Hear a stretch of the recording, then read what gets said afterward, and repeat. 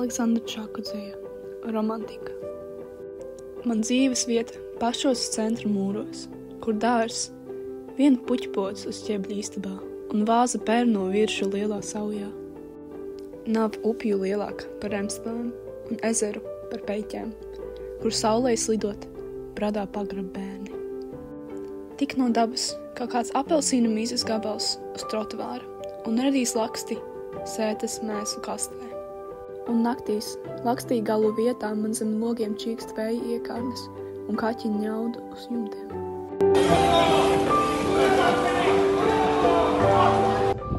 Mana dzīve pašos Rīgas centra mūros.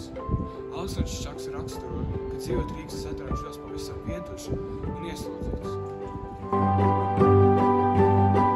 Kur dārs, viens puķu pods uz ķebļa istabā un vāzē pērno viršu liela sauja.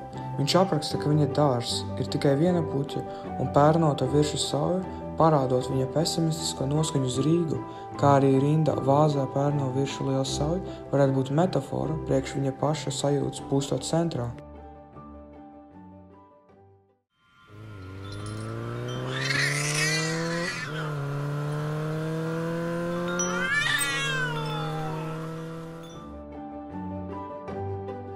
Ejot cauri Rīgas centra ielām, mēs ievērojam, ir maz daba, bet tā daba, kas ir skaista un vērtīga.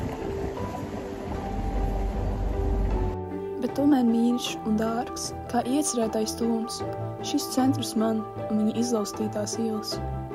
Tur loga atvēras, es apnikumu un varu, es zvaigžņu vietā vērsties gaismas spuldzēs un sapņos grimt par cilvēku, kas visu šo ir cēlis.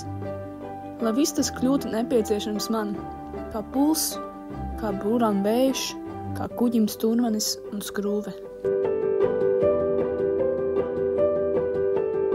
Centra mūri, centra daba, romantiķa dārs, naktī sastopamās lietas.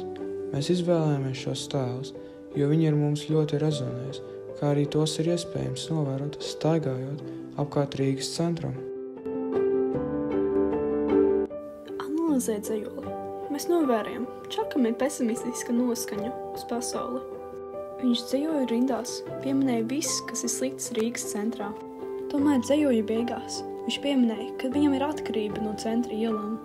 Mūsuprāt, tāpēc dzejoli saucās Romantika, jo Aleksandrs Čaks bija iemīlējies centrā. Nu kā? Vienkārši. Nav, viss kā labi.